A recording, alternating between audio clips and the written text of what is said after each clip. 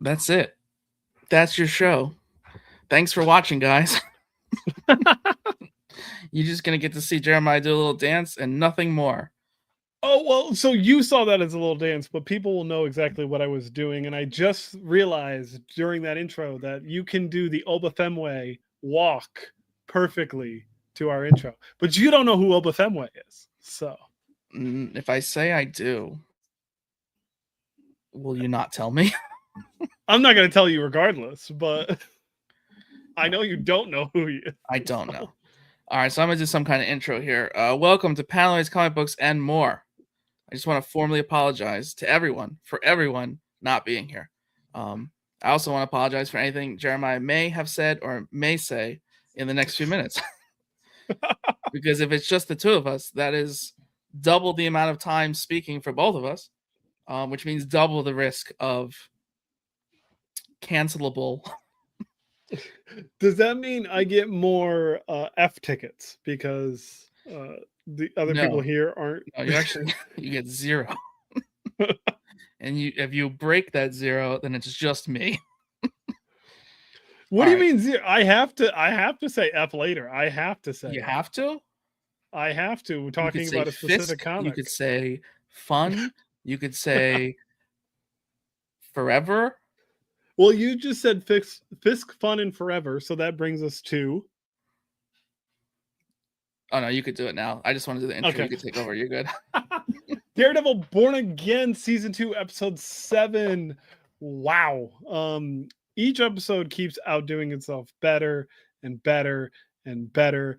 And it's really an emotional roller coaster for so many different characters. Obviously, you have Fisk kind of losing his moral compass of sorts. Not that he really had one. But with Vanessa dead now, it's going to be no holds barred. You have Matt finding his faith again. In literally in finding his faith again and praying into a church for the first time as Matt in a very, very long time. We've seen him pray as Daredevil. We haven't seen him pray as Matt. And then something that's getting lost on a lot of people. We see Karen. Karen leaning toward that dark side. She likes her beer like she likes her violence. Domestic. Like, it was in a really, really interesting shot with what happened with her and Heather. We also got a lot of really interesting Easter eggs. Mentioning back in last episode, where Jessica mentions that Charles is recruiting people of powers, and she said no, but not everyone did. And then Charles makes the comment, hey, I'm the only way you can talk to Luke. Luke took the deal. That Charles why did he take a deal? Can we go right into that? Is it to protect I can tell you why. Or he believes it? Probably because he was going to face jail time with running all the gangs in Harlem. You know, that show's a long time ago. He couldn't tell you the plot whatsoever. Yeah, when he basically became Harlem's kingpin from his nightclub as a way to keep like Harlem safe. Okay. So that's probably that. And if I do this, you'll leave Jessica and my daughter alone. Right. Probably the thought process there. So. Okay. Do you want to talk about how you were wrong? Was I wrong? Am I wrong? Are you wrong? Did you see a body? All right. So, in a semi-viral clip, Jeremiah, you stated that Daniel was the Rose. Can you remind us who the Rose is? The Rose is a crime boss that is actually Wilson Fisk's son, Richard Fisk, who basically creates a crime empire to topple his father. It doesn't really work out well. And it didn't really work out for Daniel either. Because he may be, possibly, perhaps, not confirmed, hashtag not confirmed, Daniel's dead. But he went out exactly, if he is dead, he went out exactly how he wanted to. Yeah. In a weird, I don't know, him like taking her to be murdered, and then in the last second, like, she didn't make this crazy plea. She was just like, "This is who you want to be?" And he's like, "Yeah, you know what? You're right. I don't want to be that guy." It's like that's all it took. So it harkens back to the episode before when they were in his childhood bedroom and he had all the motivational posters on the wall. He had mobster posters on the wall, and then he had photos of his father. And the comment that his mother made, "Your father would be so proud." He wanted to be the gangster. He wanted to be someone that his father would look up to, but he also wanted to be a good person.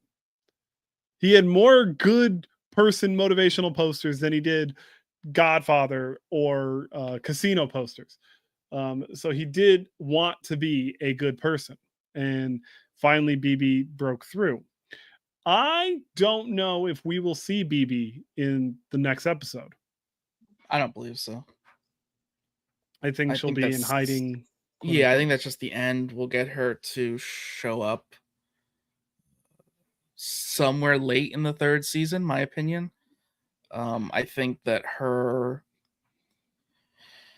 arc was well done, but obviously it's not going to come to anywhere in this season. Like, there's just no way. They couldn't wrap up that, pretending to be Fisk and making propaganda. I mean, they did acknowledge the fact that he basically took over her content creation and turned it into a fake news outlet. I mean, that was definitely some kind of settlement to her story arc. But yeah, no, there's definitely no way. There's no way. She's just not going to be in the last episode. That's just all there is to it. It's a later problem. Now with Daniel potentially gone, potentially, do we see Buck turn on Wilson? He did not want to do it, and he may have not done it. We don't know. Did you see a body? Did you see a body? I mean, we did see a body. We just don't know if the body's okay. We don't know if he actually shot him directly in the head. He's no bullseye, all right? He's no bullseye. He might have missed. Speaking of which, yes, up in Albany now. That was an interesting, like, where's he gonna go now kind of situation. Also, will not be seen again until possibly the next season. I don't think we'll see him again until New Avengers. I think with the Dark Avengers. Yes, I think that we're possibly getting a Dark Avengers-esque team. But I said this episodes ago that they're clearly doing some redemption for him, enough to make him likable. Not a good person, but just enough to be likable. Clearly they're going to do Dark Avengers. Yes. I mean, who are they missing? Just to, like, go off for 1 second, who are they missing? So the original Dark Avengers were Norman Osborn as Iron Patriot, Bullseye as Hawkeye, Moonstone as Ms. Marvel, Daken as Wolverine, Matt Gargan as Spider-Man, Sentry, and Ares. So Sentry.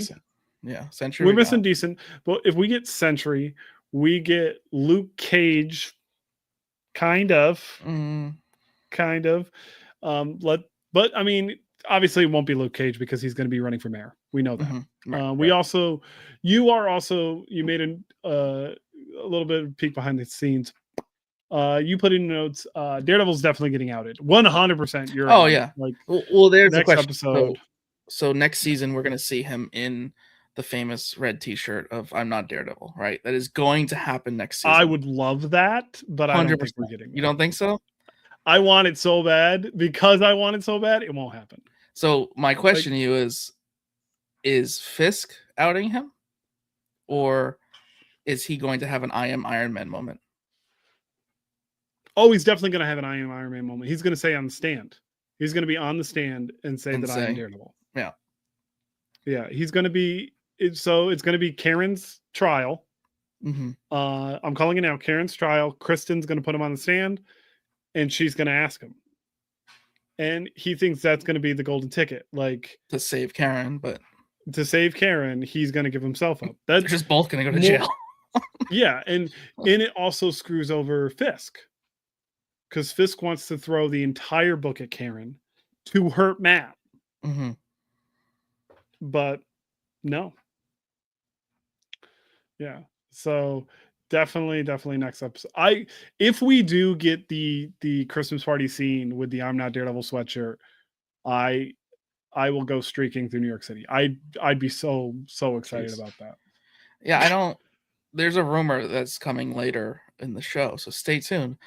I don't think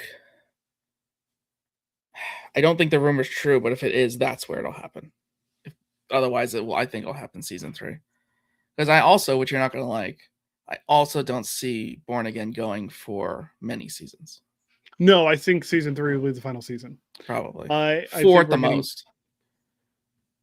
4 at the most, but I think we got 3 seasons of the original run. We're getting 3 seasons of Born Again. I mean, we're at the 10-year mark for Charlie Cox as Daredevil. Do I want to see him play Daredevil forever? Sure. Yeah, I would love that. Of course. But I mean, I'd also like to see Deborah Ann Wool bite it, just because it's important. Just to get the major moments. Yeah, like Karen's death is so important to the integrity of Matt. In the same way that Foggy's character is so important to the integrity of Matt. And like we've been able to kind of sidestep the fogginess of with season 1 with his death, and then we only really get him in 1 episode of season 2 so far, which was the best freaking episode. I do not care what you people say. That episode was amazing. It was well done. Perfect. It was amazing. It was absolutely astounding. I thought this one was better. The fact that you guys thought it wasn't that good blows my mind. It was good. It just wasn't like that good. You know? Like the de-aging, if you didn't know any better, you would have said those were deleted scenes from the Netflix show. Yeah, I wasn't sure, to be honest. Yeah, the fact that you had to I don't know, that tells you how goddamn good it was. But then I was like, no, there's no way they legally have the rights to any of that footage anymore. Yeah, but I mean, they matched the costumes perfectly, de-aged Vanessa perfectly, even made Vincent D'Onofrio's double chin come back, because that's been gone since Echo. But you want to talk about the little leaked photos we've been seeing? Are we talking about the Michael Coulter leaked photos or the other leaked photos, the newest leak? I'm talking about bearded Kingpin. Okay, so yeah, that was a released photo. Leaked released photo, yeah. So he's definitely going to be in season 3. He's just roaming the city sad, with no I think mom. He's going to be called back to deal with Heather, because in this episode he catches Heather stealing an earring and then gives her the second earring as almost as a blessing to let your instincts run wild. Be the person you always wanted to be, because you can't contain yourself. And she's gonna lose her mind in a way. Unlike the comics, instead of killing one person, she might end up killing more. And there are more leaked photos that are leaning towards that we will get to later. I mean, we can just say it now. She's gonna be Muse. She's going to be Muse. Yeah. Photos have leaked. There's a female Muse running around, and it's not the Morgan from the comics. It's definitely going to be Heather Glenn, especially in this episode when the interrogation is happening with Karen and Muse is seen in the peripheral. Oh, yeah. Anytime Muse has shown up, the camera has shifted, as in Heather is no longer in control, but the camera never shifted. Yeah, that was well done. She's in full control now.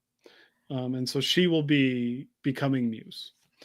Another Easter egg that I missed last episode, when she was choking Buck, specifically, she was crying, and her tears only went in the way that Muse's mask goes.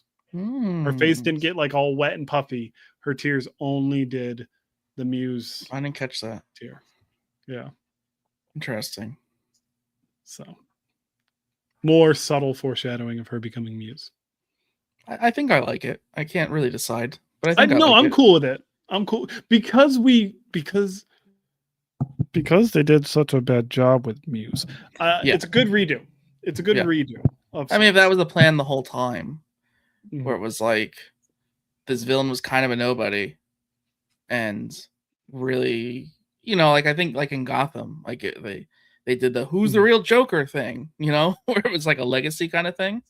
It's kind of like that, where it's like the first one wasn't actually good, like, or even good at being a villain, but it was inspiration enough to make something real happen. That being said, though, I would love Hunter Gorin's autograph on my Polar Rivera print. So Hunter, if you're doing any shows in the US, bring your husband. That'd be awesome. Yeah. So, anything else? Daredevil. I mean, predictions for the next episode. He just goes to jail. Matt being outed. White Tiger kind of. I think Angelica is going to be stepping up. We may get a John Berthold cameo. I'm not 100% sure because it's leading into Punisher One Last Kill, which is coming out the week after. And then Jessica Jones coming back. I was curious. Yeah. So, I mean, it seems as though Born Again Season 3 is going to be Defender Season 3. Yeah. With Luke running for mayor, we do know that Finn Jones is back as Danny Rand to some extent. Going back to the Dark Avengers, maybe he's Swordmaster in a way. Maybe. Convinces Jessica to join up. But then again, Luke is not going to be there because he's going to be mayor. But yeah, so I think it's just going to end on a bang and really, really just set up great storylines for season 3. That's my. I do think season 3 will pick up exactly where it leaves off. I don't think we're getting a time jump by any means. Yeah, I think handcuffs will be thrown on at the very end of this episode, and we'll hear the jail door slam. We might get a small time jump because of Brand New Day. Well, that was my next thing. Does this still fit into that? Oh, 100%. Perfectly. Okay. Perfectly. So he would end up in jail here. He'd be in jail in Brand New Day, possibly cameo or released or broken out. And then recap. And then being Matt. Oh, Peter, you need my help to stop the hand. Okay, once I'm done helping you, I got to go back because the law is the law. Right. And yeah. Yep. And so, yeah, that's I think we're going to get a really bright red suit for season 3. I would love I don't like the paint chip black suit. Yeah, it kind of sucks because the black suit is very cool and it's just a spray paint job. Like, I would have liked it to be like a legit suit, not something he homemade, you know, on his rooftop with spray paint. If it just kept chipping away and chipping away and chipping away, that's one thing. But it chipped in one episode and it stayed that same chip the whole time. Yeah, it's just it's like a half and half now. Yeah. So yeah, I think bright red for 3rd season. I think again, if they're gonna possibly only go to a 4th, even I think we're gonna go out with a like vibe, kind of like what Spider-Man did, where it's like when they set up Brand New Day, they showed this bright suit of like this hopefulness. I think they're gonna do the same thing. Yeah, the big bright suit of Brand New Day is definitely a very important part to the character because he doesn't have the gits and gamma and gizmos that he did. So Phantom saying that there's a rumor that Foggy will be back for season 3. I would love that more than anything. I think that the casting of Foggy is still the best casting in Marvel's history, period. In Marvel TV and Marvel movies. Eldon Henderson, however you pronounce his name, as Foggy, Franklin Nelson, is literally perfect. And that episode 5, more evidence of that. That flashback was just if I just keep talking about it, I'll start crying. And I already cried earlier, which we'll get to that. I'm sure you did. Comics make you cry. And so we're going to talk about comics. All right. And specifically, we're talking about Ultimates number 23 that you just read. So Ultimates number 23 is Dennis Camp doing what Dennis Camp does best and just confusing the absolute shit in me and just doing whatever he wants to do. I've heard people say that this issue was the best issue of comics they've read so far this year. I've seen other people question their existence. So what the Ultimates has been doing what Camp has been doing with the Ultimates is just telling you what's going on here, there, and everywhere in the war against the Maker, for the lack of better words, because it's really what it is. It's a rebellion, right? So this is just like Thor's perspective. And they brought on, I'm going to try and pronounce it correctly, Stippen Morian as the artist for this issue. So basically, Camp wrote a poem and Stippen illustrated it. And it's like got Frazetta vibes. It's just like feels. Hold on. Yeah, back up. What did you just say? It's got, you got to, when you read it. I didn't even think you knew who Frank Frazetta was. Oh, come on. I'm not that. I'm not that modern. Frazetta's in top 10 for me. Frazetta's in top 10. Really? Oh yeah. So think of it in a way of like, Camp is telling you what happened on this side of the galaxy during the Ultimates Rebellion. But by doing so, told it as if it was a myth. Like told it as if it was this ancient story. Very clever. Very clever. All right. Yeah. And more does it fit in? I don't know. Fantasy artist of all time. Yeah, it's just like, I don't know. I've heard a lot of praise. I've heard a few mixed signals on it. It was good. I'll have to look into it. This also changes your Christmas gift, knowing that you're a Frazetta fan. Oh, okay. But yeah, I don't know.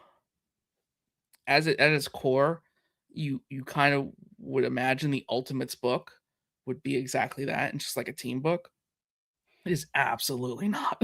Like it is not. They've let him just do whatever, and it works. Like it's different. Does he have like nude photos of Disney executives? Like, how does he just keep getting away with it? Just really good at throwing darts. Other than being just a badass person, just being a wonderful badass. Really good at throwing darts, and his skill just is. His skill is just unwavering. I don't know if you're referencing the same thing. I think you're throwing darts. That was good. That was good. Captain America number 10 came out today. Kyle, what did you think of that? So the last issue, I feel like, was just last week. Like, I don't know with the schedule, how we got two so close together, unless I just read it late. Captain America number 10 is everything we expected and a little bit more. So I'm just going to go straight to the spoilers because it's obviously the fight, right? Captain America beats the crap out of Revelation. And, you know, they encompass the rebellion, right? And Red Hulk shows up. So it's kind of like you had the issue prior was these two problems coming together. So Captain America handled one. Some people got killed. So last issue, Doom's like descendant, right, who was going to try and like take over, she got killed off. Two of the rebellion, there was two rebellion people, brother and sister. The brother got killed off this one. One of Captain America's team members, which I said months ago, like they're significant enough just to die. Like that is their purpose. Like as a character, they're going to, one of them is gonna, they went out pretty badly. So it was a pretty gruesome, like it felt like a war. Like it really felt like a mini war in this issue. Like Chip did such a good job. And then it's like, okay, well now Red Hulk's here. Like we knew he was coming. Issue 1 resolved. Issue number 2 is now knocking on our door. And Red Hulk is basically like yelling at Captain America in fury of like, you messed this up so bad. And now I have to come handle it. And we know he's going to have a Hulk army. For sure. Which is curious because, which we probably should talk about next, the Wolverine Weapons of Armageddon issue. Okay, you can talk about that because I did not read that. Yeah, I'll move that up here. So that's covering the super soldier kind of story as well. So it's curious that we have Red Hulk making a Hulk army when this is also kind of covering super soldier but they're not directly connected at the moment. Like they're technically the first arc of Captain America set up Armageddon, and now this second arc is technically nothing to do with what's going on there. But yeah, Maybe it's so gonna be like helping out the back half of the Armageddon storyline. yeah, I think it's gonna all kind of tie back together, which makes it like really clever, honestly. Like Chip is really being clever with the way he's planting a seed here and using it somewhere else, and it all kind of still works. Like it's all in the same thing of America trying to make people weapons. Like that's what it comes down to. Like, you know, like power. Life imitates art, imitates life. Yeah, so it's really well done. But yeah, so this issue is setting up just an even bigger battle. We kind of think and know from solicitations Red Hulk's going to take over.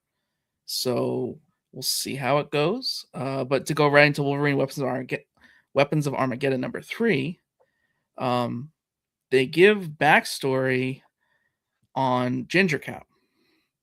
Okay. So right, so that's where it's cool. Where like it's relevant because Ginger Cap was set up in the Captain America comic.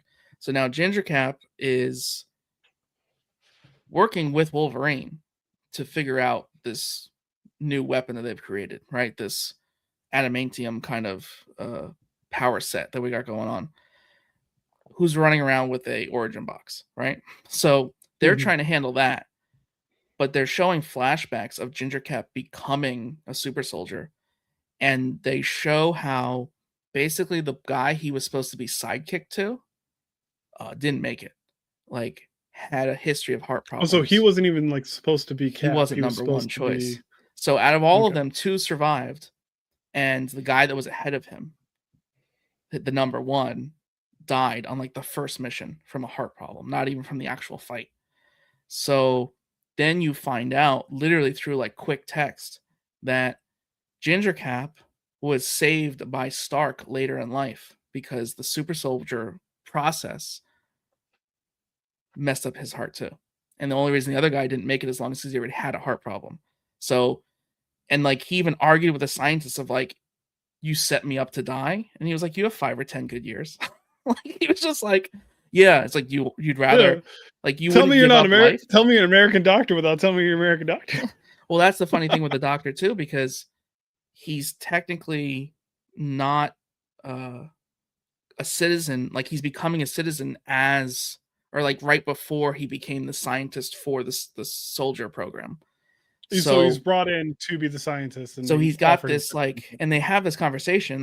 He has like this vibe of like, I'm patriotic to the country because of what it's given me, but I really just care about the science. Like I'm not doing this to make a weapon for the country.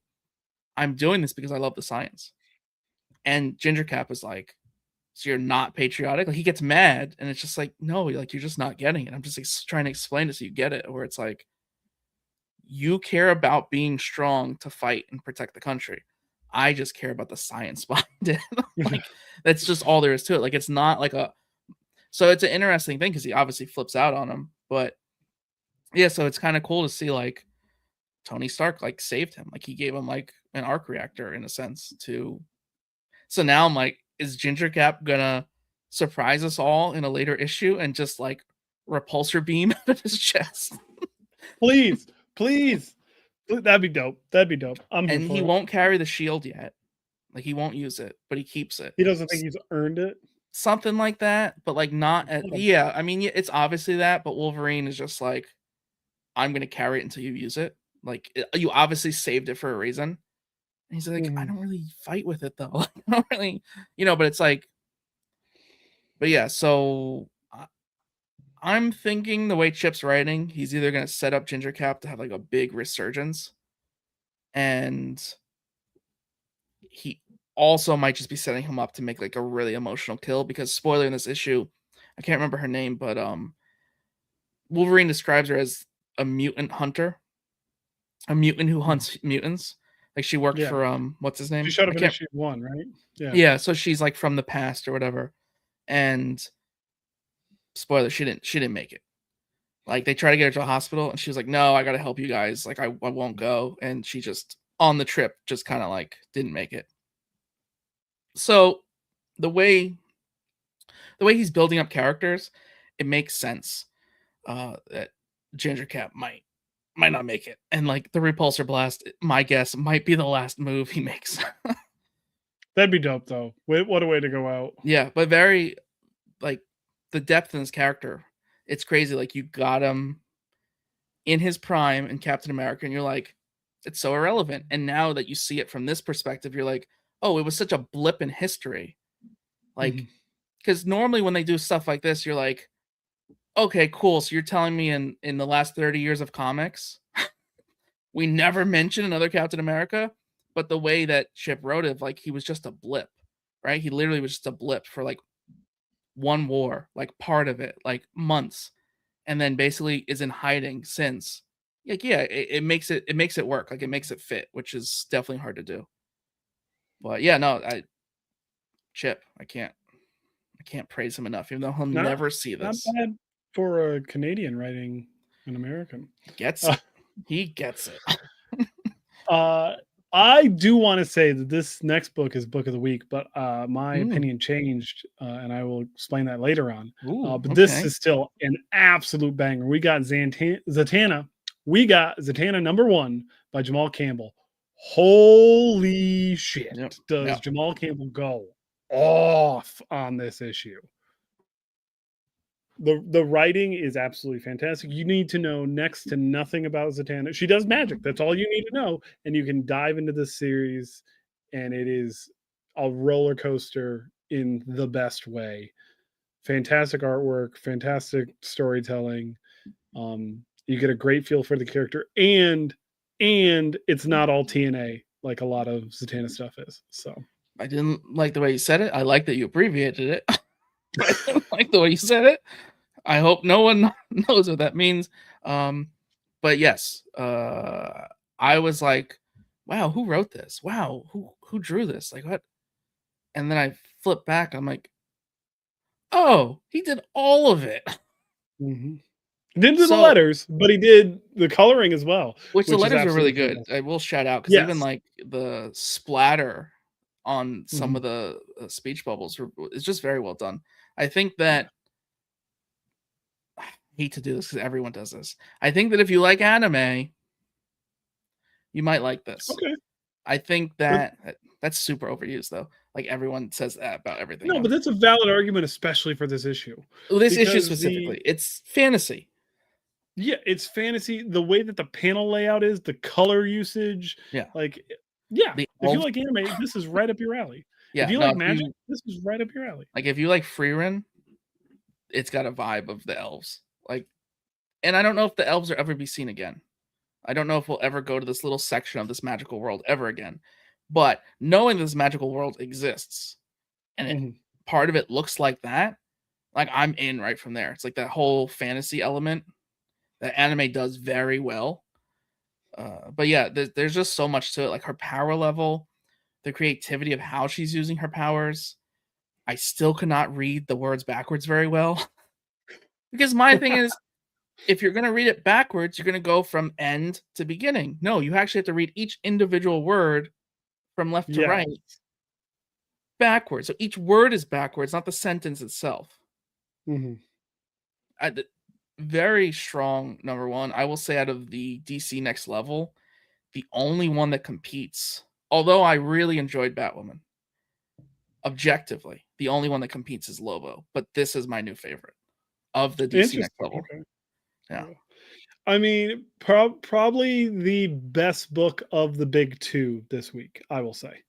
Because in my opinion, there is an indie book that stole this week, and we will get there. Next up, Punisher #3. I read this, and this is a pill popping Punisher. Try saying that 10 times. Nice. Benjamin Percy, favorite. Still kicking ass on his Punisher run. Punisher being Punisher, and for all those people who've never read a Punisher comic, this is a great series to read. Benjamin Percy really, really understands the character. There is a lot going on, but not a lot going on in this issue. It's great story development. We see Frank kind of losing it a little bit more. There's definitely something to the edge. And then at the end, we get a nice exposition as exactly to what is going on. And then we get a really interesting pre-code horror homage, a Lee Ellis homage is what I will say, between Frank and the barrel of a gun. Love that. I don't know if we are getting a Punisher number 4. I'm pretty sure we are getting a Punisher number 4, but if the series ended like with this issue, would make 100% sense. Wow. So if you're a Punisher fan, I think this is a solid run that they're on right now, and it's worth picking up. Yeah. Next up is a very important book to both me and Kyle. We get Swamp Thing 1989 number 1. I got the classic homage. So if you are collecting Swamp Thing in this run, the Rick Fitch run, this will plug right in behind issue 87 that got with the cancellation. This was a vaulted story. This is a story that got thrown into a drawer and pretended we didn't exist. Should it have been released? Kyle, what do you think? So I did read the back pages as well. They kind of explained the belief of why it didn't get released. And there's a cover I'll put in the clips. What it'll do for that clip, if it'll flag it, I don't know. But Probably. the original cover, spoiler, was Swamp Thing as a crucifix. So just off of that, yeah, that's the theme of this issue. Jesus, it's Jesus time, and Swamp Thing is witnessing Jesus time, and a demon, to spoil the story a bit, the demon starts to influence someone who has some influence over the situation of Jesus getting crucified. So crazy issue. It does stand well on its own. Like, you can just pick up, because I have not read all of the Swamp Thing you've purchased me. I've read a big chunk of it, actually. A large chunk of it. I've lost my place, so that's part of the problem. I don't know where I am, but a large chunk of it. And picking up from this issue works fine. I mean, at that point, the writers shifted anyway, and it was kind of like a new... Yeah. The Rick Fitch run is none of the Swamp Thing I bought you is a Rick Fitch Swamp Thing. But did they renumbered, or they didn't renumber, right? They didn't renumber. He took over in the 40s. Okay, so I definitely didn't get there. No. I'm definitely in like, I want to say like 20s or 30s. But yeah, so I feel like more stuff, you could pick up from here just fine. Like, it is a number 1. Yeah. All you need to know is who Swamp Thing is, who Jesus is. Yeah. That's all. And maybe it'd be good to know a little bit more about Jesus. Yeah. Like Mary Magdalene. Just know that he's a person, and yeah. But is he time traveling? Is Swamp Thing time traveling, or is it just Swamp like Thing is time traveling? Yes, okay. yes. So, leading up to this, the run had Swamp Thing going in and out of history. Okay. Specifically, the issues before this was dealing with World War II, and the saluters and the people who have come back around to America present day. But Rick Fitch was already pushing the envelope when this story came about. And so it was... Swamp Thing's always been a series where you could explore more on a comics page than you could with any other superhero comic. At its core, it's a horror book at its core, but it's also a mouthpiece for other stuff that is bothering whatever the creative team wants to talk about.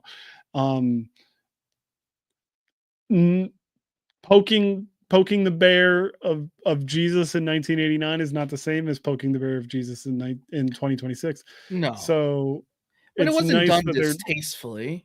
It's not done distastefully. It's not sacrilegious. First off, like, it's not sacrilegious. It's like, hey, demons that are part of the DC universe might have influenced the situation. Yes, that's all. It's a telling of Jesus's origin in the DCU, pretty much. Yeah. So, but again, it would rub some people the wrong way. If you're a very religious person, this might not be something you're interested in. But I think everyone who knows Swamp Thing as a character and wants to expand the horizons as to what a comic could be, this is a great book for that. A lot of boxes, a lot of dialogue. I honestly But expected more. there's more's coming. Yeah. There's definitely the next few issues. There's going to be way more dialogue than there was. Do we in know this how issue. many we're gonna get? Like how many? It is a 4-parter. So okay. this was meant to be Swamp Thing 88, 89, 90, and 91. And that would have been the end of Rick Vitch's run. So he didn't get to publish his last story before he was taken off the book. So it's cool. I'm not surprised, but like impressed that they did it in such the way that they did. I understand changing also the great thing about this as well is it is printed on newsprint. So although the cover is a modern cover, the interiors are on newsprint pulp. So if you are collecting the run in single issue, this will plug right in behind 87 and feel like 87. So that's cool. That's very cool. Next up, we're talking Planet She-Hulk number 6. This is the end of the series, correct? Mm-hmm. And how do we feel about that, Kyle?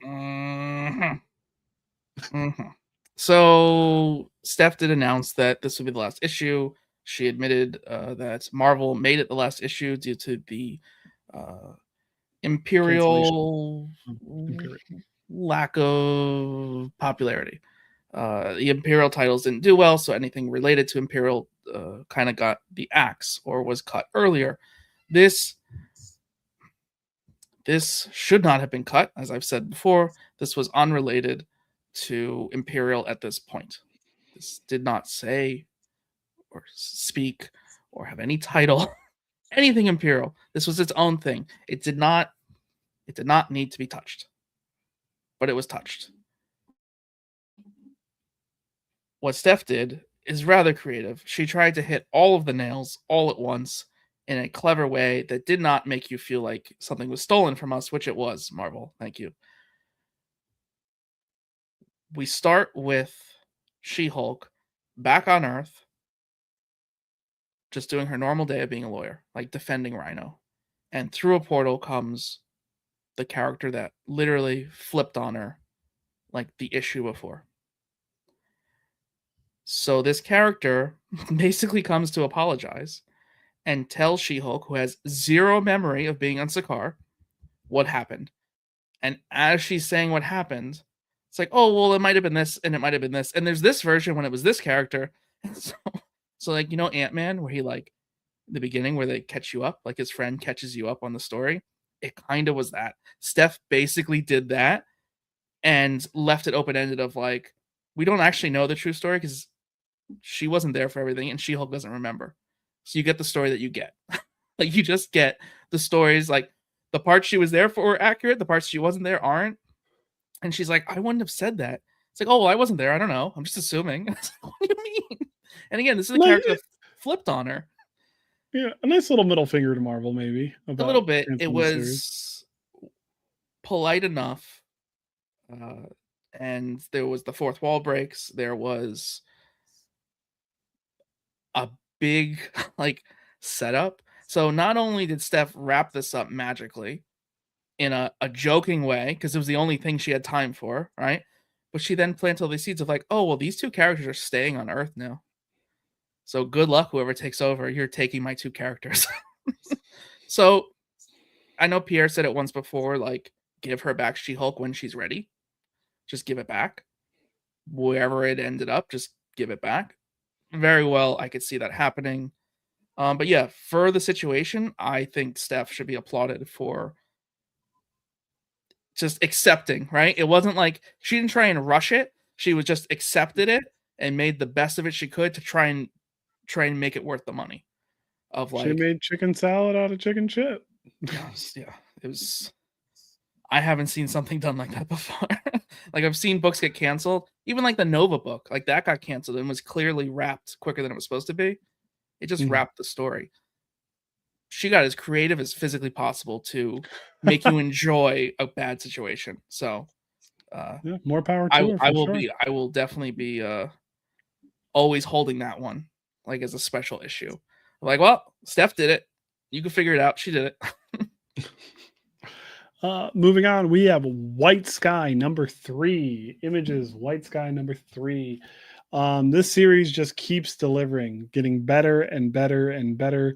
We get a little bit more idea of what Walter has going on. We finally get to see what them ghost mouths do. Didn't like the way you said that. Yeah. Do all of them do that, or some of them do that? Just some of them? I think only some of them do that. And I don't even think that's like the worst of them. I'm going to say vacuuming, not your essence, but your internals. Like, it's not like, sucking the soul out of you. That didn't sound right either. It's more like sucking your intestines, like just all of your innards out. Yes. Like a vacuum.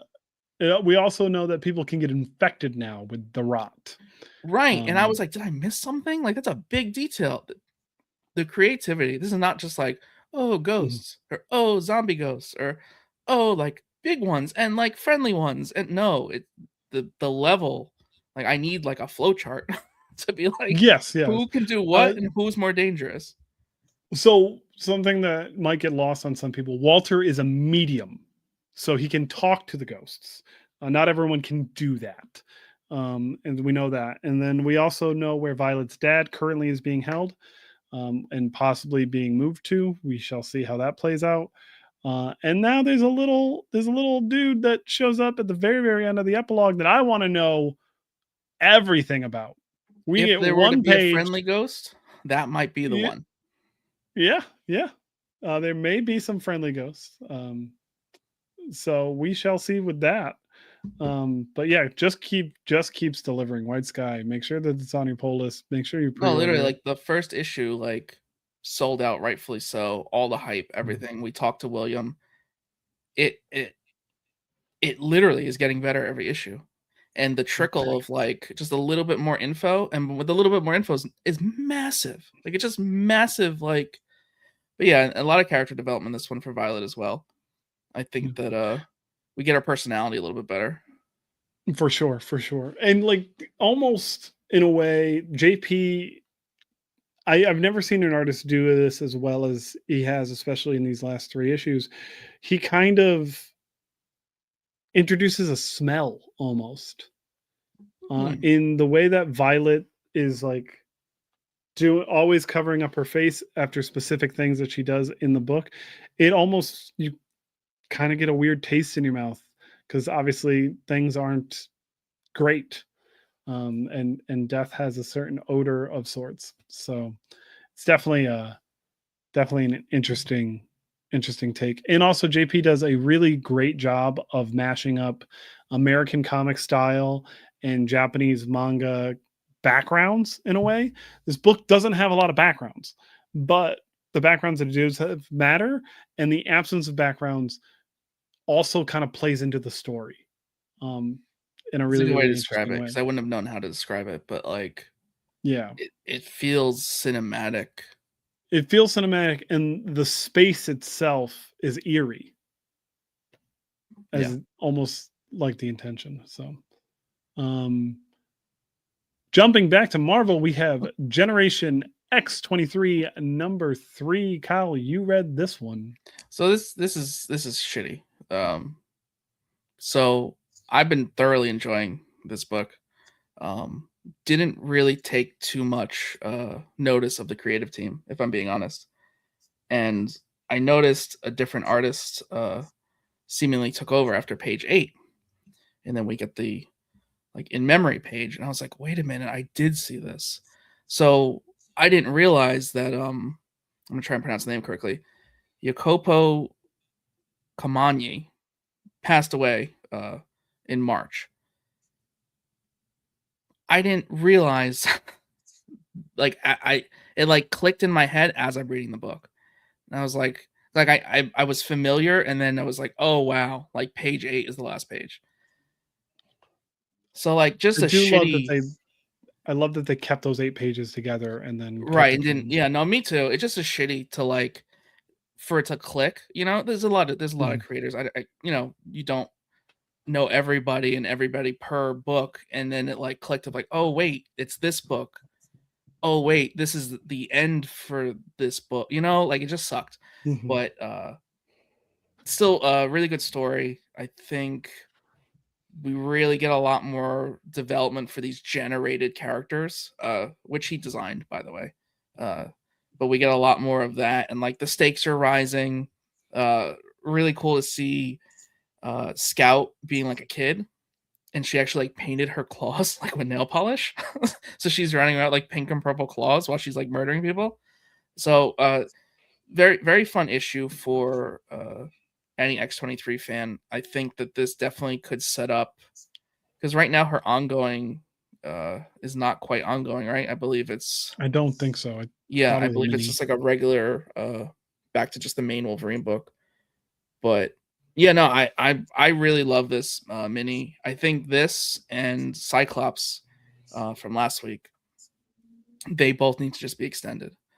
Like just I keep it hope that going. they keep the generated characters around as a way to pay homage to him. That would be a Yeah, really cool thing to do.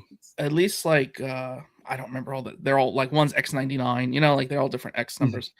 I think the one who's responsible for helping with the mutations, I think that one definitely should stick around to some extent, but like the one that's kind of like Nightcrawler, like they had a pivotal role in this issue. I would like to see them stick around. Uh, just you can't go wrong with more Nightcrawler type characters, you Yeah. know, like you just can't. So yeah, but really, like I don't want to like ruin it, but things are escalating. Obviously, like their little scheme is up. Is the best way I could say it. Like things are not things are not staying secret anymore. So, but I think the best line was like when Scout gets captured and X-23 is like, yeah, there was no fight here. So if there's no fight here, that means Scout got captured on purpose. So it's like, okay, that's kind of cool, you know, because even like Mhm. because you get X-23 as a child now in Scout, like being they've X-23 as an adult, right? You still get that now at Scout, so it's nice. I hate that it's Scout too. Honey Badger is so much better. Honey So, Badger don't give up. yeah, Uh, but yeah, no, really fun issue. Moving on, we have Red Roots #1, new image book by Lorenzo Di Felici. Lorenzo Di Felici. Now, if you want to ask me about this book, I will talk about it. I have no clue what's going on in this book. Oh, We have okay. two stories that seem to be completely disconnected that are happening at the exact same time. There's a man who is going through a facility, killing people left and right, clearly has a target, clearly has a reason. We find out that his reason that he had a partner that got killed. And then he dies and then dissolves into red roots. Completely unrelated, we have a woman who's just minding her own business, living her own life with two beautiful cats who keeps finding heads in her apartment. Oh, Yeah. So so this is uh horror. it is a horror book. It is an oversized image #1. I think it's a 48 pager. I'm not 100% sure if it's a 48 pager, but I think it's a 48 pager. Um Artwork's beautiful. Story is a little confusing, but if you like cats, it's a great book. Okay. Highly suggested. And it's an image #1. You can't go wrong with picking up at least an image #1. Mm. So yeah, it's definitely a roller coaster. And we do get some background into the female character. Katie, her mom's clearly insane. And she Whose might be too now. isn't? Yes. Um, Next up, my pick of the week, the book that I added to the list. A little bit peek behind the curtain. Kyle picks all the books that we read for the week, and he generally assigns them, which is just fair. He's The list would be he's empty if I producer. didn't.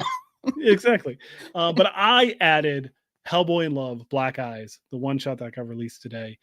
And oh my God, this is such an incredible, incredible Hellboy book. Okay. Alex Nito on the artwork is such an amazing fit for the Hellboy universe. Archie and Margaret are retired from the BPRD. They invite Hellboy and his new love interest over for Christmas, and they need help with a ghost. And I don't want to spoil any of this for anyone. This book made me cry. This book brought me to tears. Okay. It is Hellboy is such an incredible character, and the fact that you can do pretty much almost any story with Hellboy and it works. And this is just one of those stories where you don't even realize that he's technically a demon. Like, Hmm. he's just a person trying to make the world a better place in the best way that he knows how. And he has all the same problems that me and you have. Um, Absolutely fantastic. If Go find this, it's well worth your time. Mike Mignola and Chris Emerson wrote it, with Alex Nito on art. It's absolutely fantastic. So So if you've correct never me read if I'm Hellboy, wrong. it's a great start too. Many Hellboy comics are don't need anything before or after, right? Like Exactly. it's a lot of Yeah. like point in time. This is a story from a Mhm. point in time in Hellboy. You don't even know where it technically takes place. Sometimes you do because of the This age of takes the place in character. 1975 in Okay, Coventry, so this England. is It tells you right from the get-go, and that's not really important to the story with the right. exception of one little minute detail.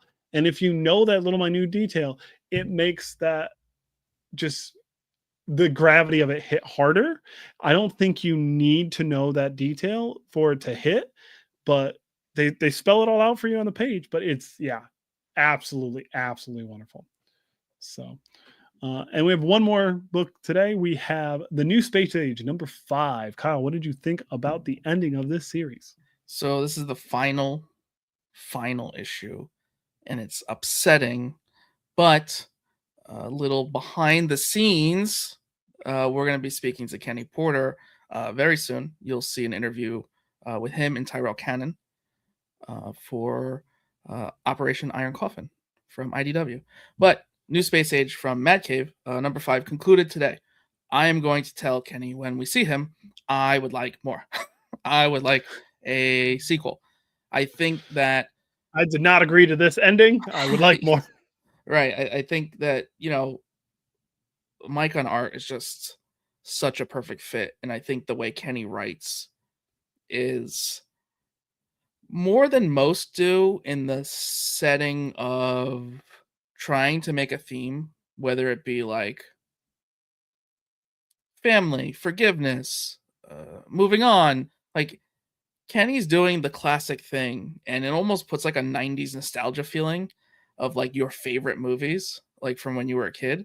Like that's the way he sets up these stories, especially when they're wrapped so nicely like this. Like 5 issues was perfect. And you had the climactic moment, you had a happy ending, and then you had not just a happy ending, but like like when the credits would roll and be like, so and so went to be a doctor, so and so, got clean. Like he set up what could be more, what doesn't have to be more. But the little spoiler, but there's a little time jump at the end that shows like the hope was there and they're going out to follow the dreams and then some, right? So you get the happy ending, but then you get so I would like more for sure. I would like a part 2. It could be a massive time jump. I think that'd be great, even if it's like 10 years and it's just like full out galactic. Because again, Mike on art for this story is so perfect. I couldn't imagine anything else working. Like that cartoony, vibrant feel. Like I said, it gives this an instant nostalgia feeling, and it's just a nicely wrapped story with like an actual happy ending, which is refreshing after you like see a ghost suck out the innards of a person just a few minutes before. So yeah, I'm gonna tell Kenny I would like a sequel. Because this was really, and I think this too. I don't know the FOC offhand, but I'm sure there'll be a trade. So just keep an eye out. Make sure you get ahead of FOC for that because I think this is a trade really would do it justice because it's something that really will contain nicely. But yeah, New Space Age number 5. Thank you, Mad Cave. And we'll be talking to Kenny Porter soon. Be on the lookout for that interview dropping very soon. Um, Moving on to the nerdy news. We've got a few things for the nerdy news tonight. We have Scott Snyder teasing that the first absolute crossover, Martian Manhunter, unites the heroes while villains from the Justice League, while villains form the Justice League. Jason Aaron leads and Dennis Camp assisting. So I'm assuming it's Jason Aaron writing with Dennis Camp helping out. And the reason he's helping is because Martian Manhunter will be the Mhm. pivotal part that gets everyone together to form the Absolutes, which I think who said that today? It might have been Cosmic Collector. That's what he assumed the name was be, but Snyder has It'd be so lame if that's the name. No, yeah, it's not. That was the assumption, right? But the hint that Snyder gave was, well, if the villains are the Justice League, right? Then what would the heroes be? They gotta take the other name. So I don't know if it's gonna be Legion of Doom. Legion of Doom would be the opposite, but like I don't know, something to play on, like Hope, maybe. I don't know. Yeah. I mean, all of them have no something, so maybe no justice, no peace. I don't know. Yeah, I'm curious to see, because Snyder said it was obvious, but it's like it's not that obvious unless it's just a straight name swipe. Well, if it's Justice League is the bad guys, maybe Justice Society is the good guys. Right? Maybe. Yeah, maybe. This July from Marvel Comics, Predator versus Planet of the Apes, a 5-issue limited series written by Greg Pak with art by Alan Robinson. The 20th Century Fox license is being used to its fullest extent. What the hell? All right, so hear me out. This can't be what many of the Planet of the Apes crossovers have been in the comics, which is shortly after the first movie. Right? Yes, this can't be. This can't be that. This needs to leave. This needs to leave Cornelius alone. He cannot be fighting predators. I'm sorry. He cannot be fighting predators. I hope it's Earth. I hope it's Earth versus predators. I don't know. I think this is one of those you just have to wait and see what Greg Pak does, because it's got to be deep, like you're saying. It's got to be like deep classic Planet of the Apes lore, where I don't know. That's so odd. Can you imagine? All right, imagine this: Predator gets underground. Yes, that's literally what I was thinking. Is beneath the Planet of the Apes, right? But like, is underground and is like attempting to get the nuke for themselves. That'd be cool. Like just that, like that's why they're there. Where it's like the greatest hunt ever. We'll just nuke the whole planet. Just do it in one shot. Leave nothing behind. Yeah. Very interesting. Yeah. Soon coming to Marvel Comics. Yeah. Image Comics presents Regenocide #1, a farmhand sent to kill the veracity of Transylvania. Written by Patrick Kildian with art by Ludovic Lynette. On sale August 12th. We don't know the FOC date yet. If you like vampires, this is the way to go. Did you see any previews for this? I did see the previews for this. It does have a not safe for work variant. So that's a thing. Yeah, I'm assuming that this is going to be rated M for more, please. Yes. It's an image #1. You can't go wrong with trying an image #1. But be sure to tell your stores to order it. Before we get into rumors, baby, I just want to shout out real quick. Free Comic Book Day is Saturday. Yes. Go support your local comic book store. Buy things. Buy things. Yes. The comics are free for you. They're not free for them. Buy something. And if you truly can't, at least find someone and say thank you. It means the world to comic book store owners and comic book store workers just to hear thank you on Free Comic Book Day, because you would be shocked at the amount of people who don't. It's a lot of work. It's a lot of work. And then to be said like, hey, give this stuff out for free and like work a 12-hour day. Just like be bombarded all day. Yes. Not to mention the sales, not to mention if there's going to be guests there, say hi, say thank you. At least buy a lot of work goes. Yes. You know? A lot of work goes into Free Comic Book Day. I do have a gripe though. Can I complain for a fucking second? you could complain right after I Yeah, boot I you don't for want to. I don't want to take saying up too much of your time, and I know you don't have to. You don't have to clip this or cut this. But I am so annoyed right now because I was unaware of this until recently. I am not in touch with everything that goes behind the scenes of comics anymore because I don't work retail anymore. But did you know that there is another event that is happening other than Free Comic Book Day on Saturday? Do you know what this event is? I've heard of it, and I'm not sure I understand what it is. No. It is Comics Giveaway Day. Comics Giveaway Day and Free Comic Book Day are two different things because when Diamond Distribution went under and all of its assets were auctioned off, Free Comic Book Day was an asset Oh. that was purchased by Lunar Distribution. So DC, Image, and a bunch of other stuff. Well, Penguin Random House didn't have access to Free Comic Book Day, so they came up with Comics Giveaway Day, which is where we're getting the IDW and the Marvel stuff. Can't we just get the fuck together and just do Free Comic Book Day as Free Comic Book Day? And the worst part of it all is this is supposed to be the 25th anniversary.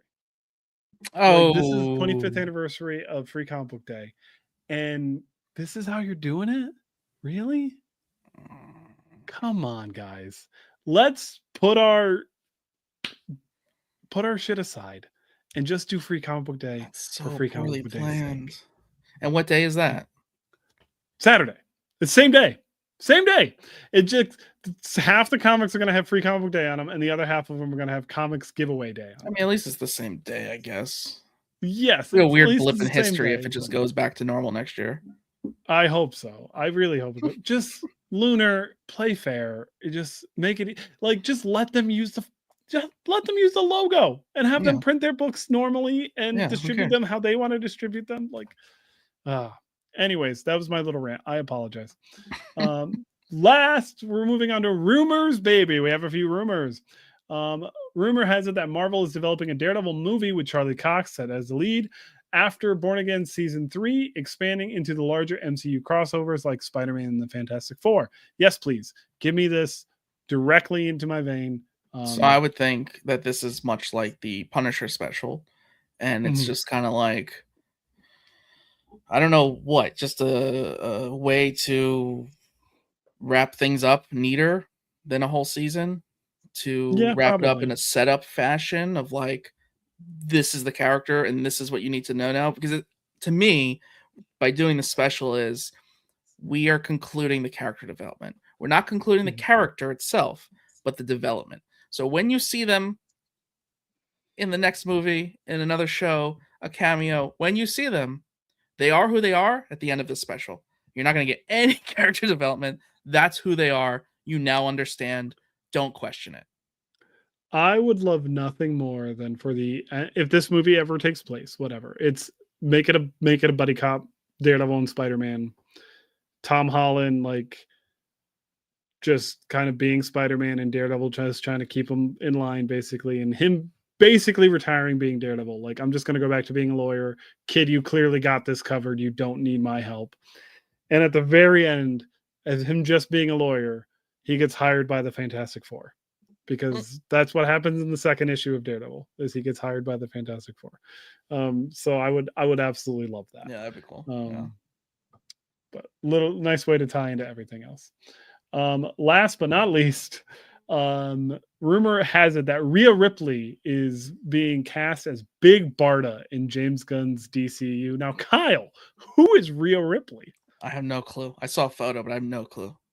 She is mommy. She is a mommy. Don't like that. She's a wrestler. She's a big muscle. Is that her nickname, or did you just call her that? Because either way, I don't. That's her nickname. That's her nickname. Okay, that's her nickname. Thanks, Swamp Thing Jesus. Thanks, Swamp Thing Jesus. Rhea Ripley as Big Barda would be really, really interesting. Come at me. She's not tall enough. Well, they can. Yeah, they can fix that, but give me a massive woman. Just give me a massive. What's her name from Game of Thrones, Star Wars? And Wednesday. Yeah, she'd be perfect. Yeah, oh my god, what the hell's her name? She'd be absolutely perfect. Yeah, that's what, And she can also like throw on a dress and be completely like, wait a minute, like that's the same person, you know? Yeah, So yeah, for it sure. would Where Rhea definitely Ripley work. kind of can't do that in a way. I'm sure she could. I'm gonna get roasted for saying that. Oh my god! If you think our viewers are bad when we have bad comics takes, you talk bad about mommy, and they're gonna rip me a new Glad one. no one's Anyway, gonna see it. you're not clipping this. No. All right, that's it. We've taken up too much of your time, just the two of us talking way too damn much. If you missed it last week, that's not true. Last week we hung out with Frank. Did we hang out with Franklin last week? That No, we was didn't. like It was 3 weeks ago. I don't know. Yeah, We've done anyways, so many so we did some interviews. recent interviews. We talked to Matthew Rosenberg about If Destruction Be Our Lot. We talked to Franklin and our friend Kurt Pyers about Fireborn. And we recently talked to Chris Condon, Michael Tevy, and Andrew Eldritch, which I definitely said wrong. It's You Andrew said all of them wrong, if I'm being honest. I said Chris Condon correctly. Of the Earth. So go check out those interviews and be on the lookout for some interviews we got coming up. There's like 4 more. Porter. It would more than 4. We got our biggest. We got our biggest fish on the line right now. It isn't fully reeled in yet. It's coming up very soon, though. Pretty well. Very soon. That is coming very soon. And I'm already shitting bricks. But yeah. Have a good night. Hugs and kisses, everyone.